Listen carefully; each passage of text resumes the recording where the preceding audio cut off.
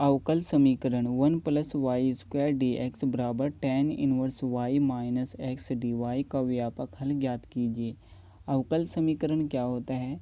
यदि हमारे पास कोई भी सिंपल सा समीकरण होता है और हम उसका अगर अवकलन कर दें तो हमारे पास आ जाएगा अवकल समीकरण। अब इस अवकल समीकरण को हल करने के लिए आपको दो फॉर्मेट का पता होना ज़रूरी है। पहली फॉर्मेट होती है dy/dx प्लस py बराबर q और दूसरी फॉर्मेट होती है dx/dy प्लस px बराबर q। अगर ये वाली फॉर्मेट हमारे पास आती है तो आपको हल करना होता है y इंटू आई एफ बराबर integration q into I F D X plus C को। अगर ये वाली फॉर्मेट आती है तो आपको हल करना होता है x into I F equal to integration q into I F D Y plus C को। अगर यहाँ पर y है ऊपर की तरफ तो यहाँ पर भी y होना चाहिए और यहाँ पर भी y होना चाहिए और इंटीग्रेशन करना है हमें इसका उल्टा यानी कि x के सापेक्ष। अगर यहाँ पर ऊपर की तरफ x है तो यहाँ पर भी x होना चाहिए और यहाँ पर भी x होना चाहिए और इसका उल्टा यानी कि y के सापेक्ष हमें इंटीग्रेशन करना है। तो सबसे पहले हम देखते हैं कि यहाँ से हमारे पास ये वाली फॉर्मेट आती है या फिर नहीं। तो यहाँ पर क्या लिखा हुआ है 1 + y² dx बराबर tan inverse y minus x d Y.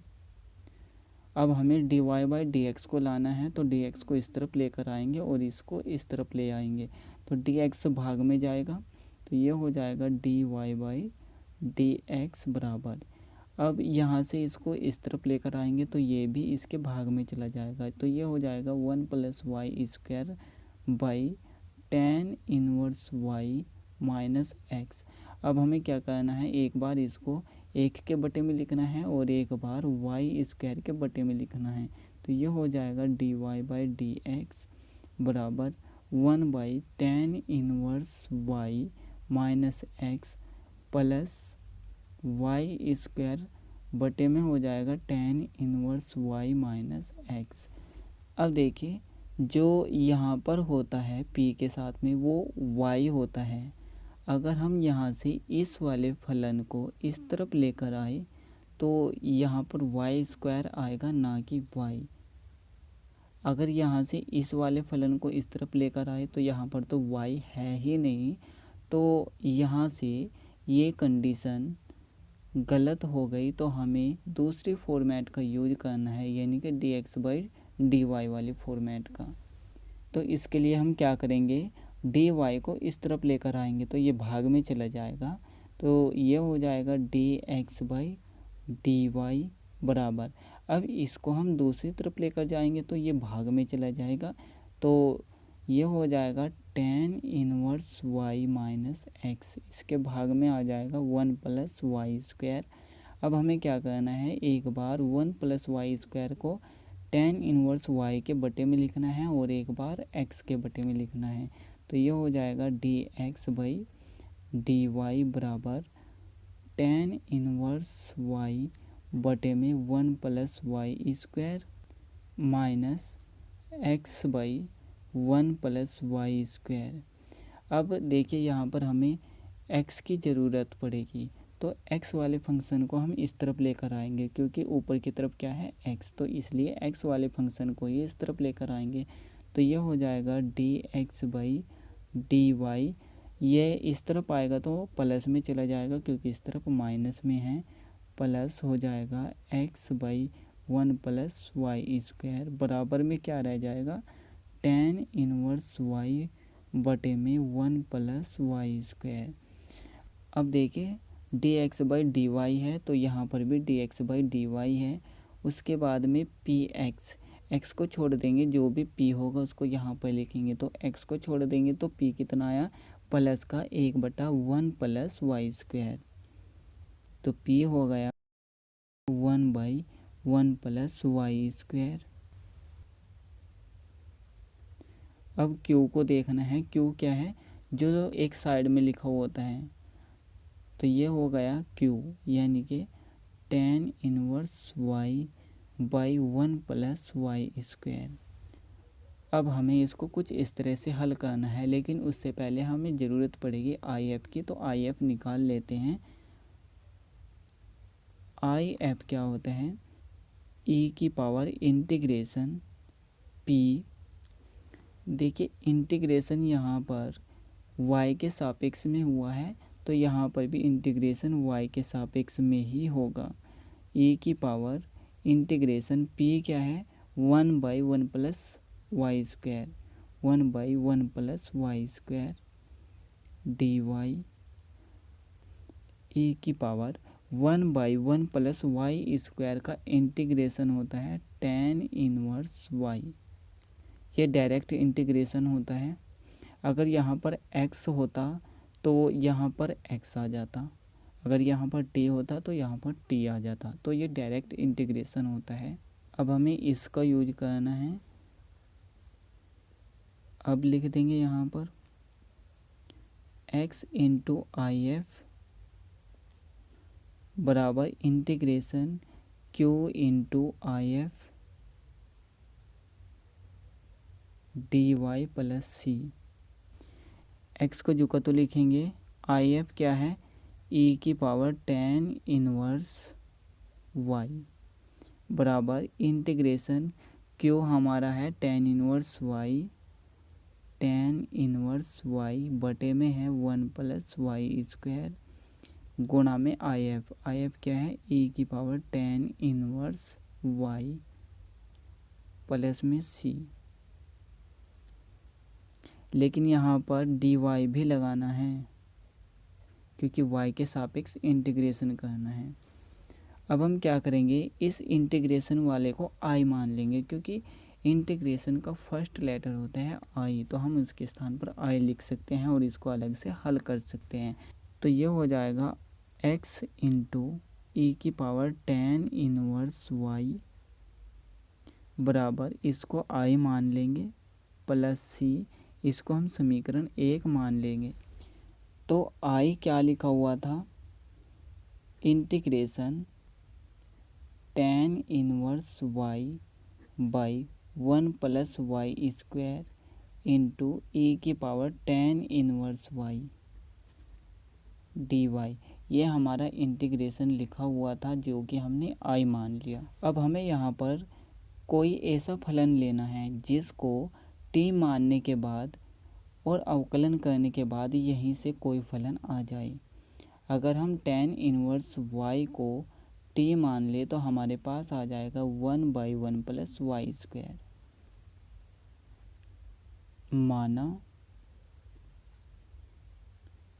tan inverse y बराबर t।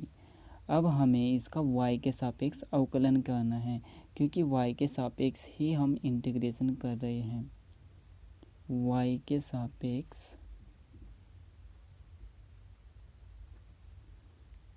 अवकलन करने पर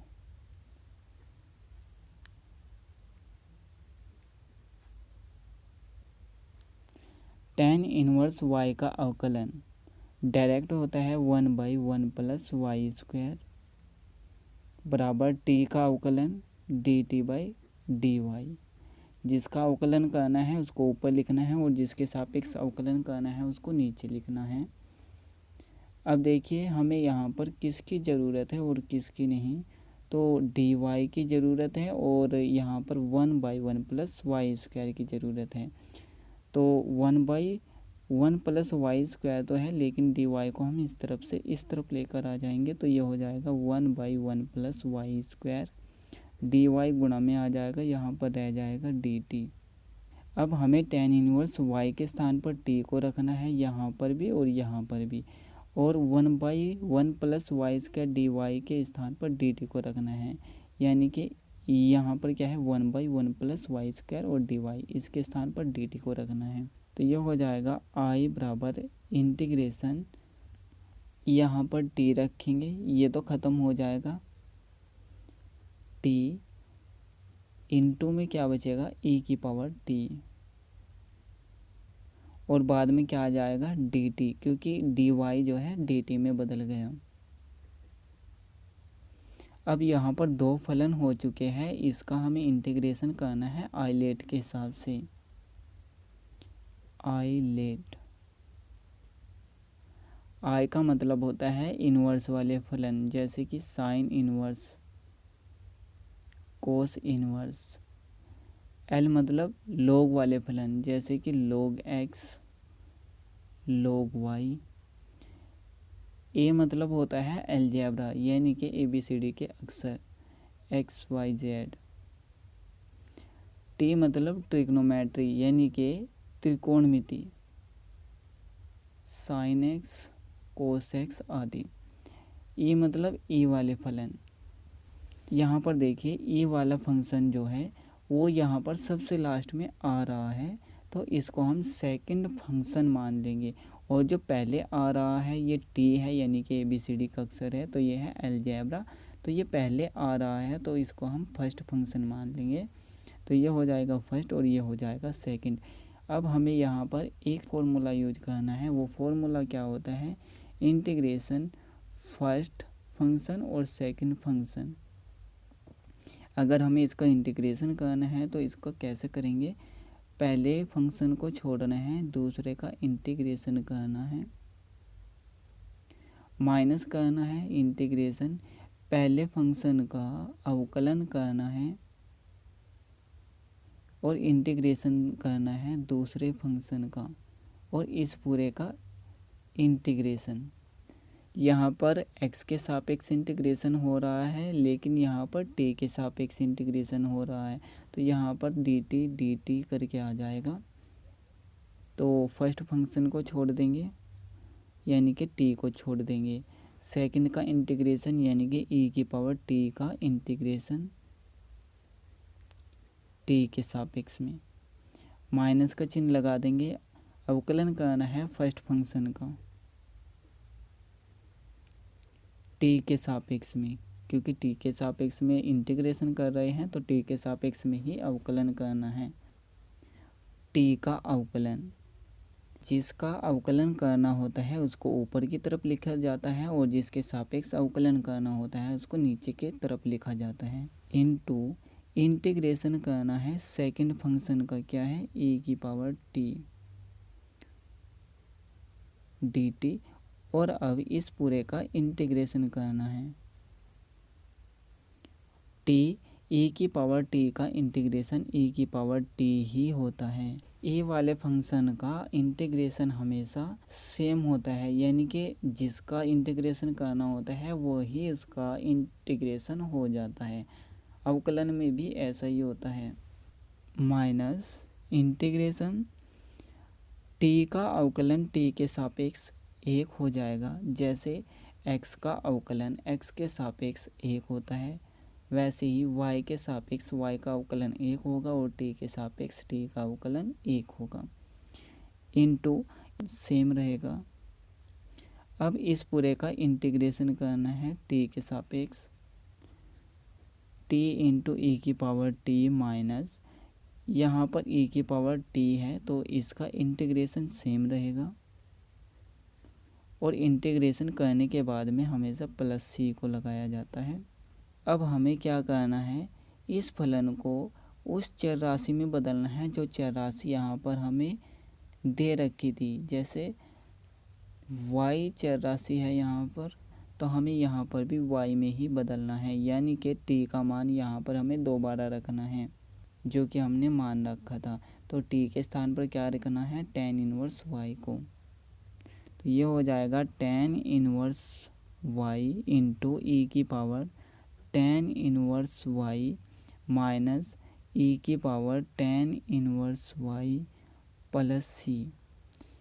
अब ये हमारे पास i का मान निकल कर आया है, इसका मान हमें समीकरण 1 में रखना है। यहाँ पर i का मान समीकरण 1 में रखने पर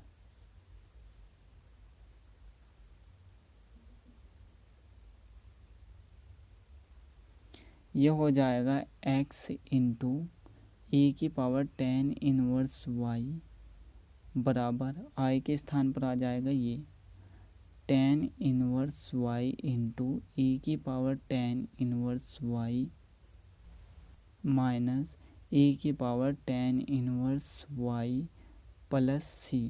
हमें सी को एक बार ही लगाना है, चाहे इस वाले सी को यहाँ पर लगा दो या फिर इस वाले सी को यहाँ पर लगा दो। x इंटू ई की पावर टेन इनवर्स y बराबर, अब देखिए ई की पावर टेन इनवर्स y यहाँ पर भी है और यहाँ पर भी है, और अब हमें यहाँ से भी टेन इनवर्स y को कॉमन करना है, यानी कि इन तीनों में से हमें टेन इनवर्स y को निकालना है।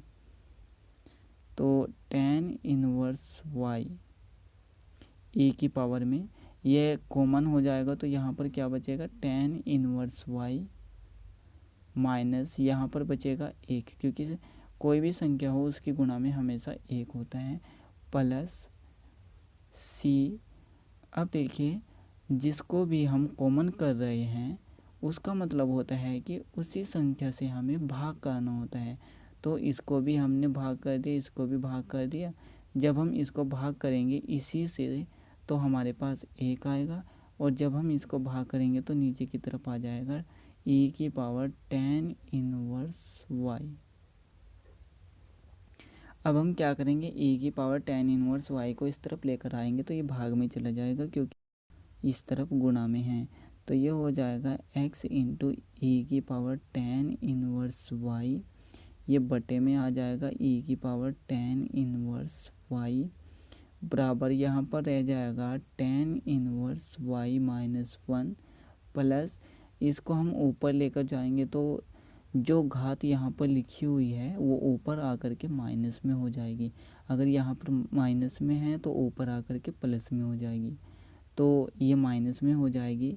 सी इंटू ए की पावर माइनस में टेन इनवर्स y हो जाएगी। अब ये कट जाएगा, यहाँ पर बचेगा x बराबर में क्या है tan inverse y minus one plus C into E की power minus tan inverse y।